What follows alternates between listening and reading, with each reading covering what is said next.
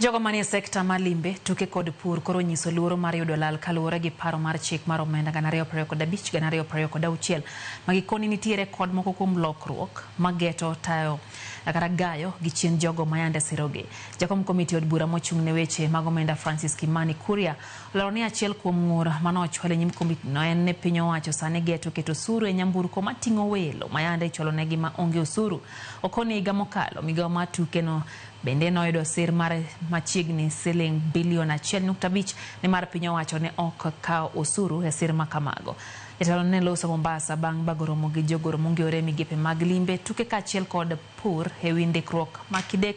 jukogi kosom budget ma higani. The Department for Tourism,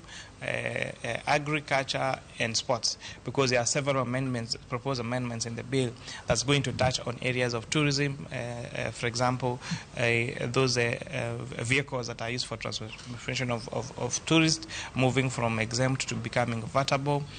for sporting events, removing the exemption of donations made to support sporting activities. And we've been informed, for example, in the year financial 23-24, there was around 1.5 billion shillings by private entities that was used to support sport activities across the country. So the proposal, if then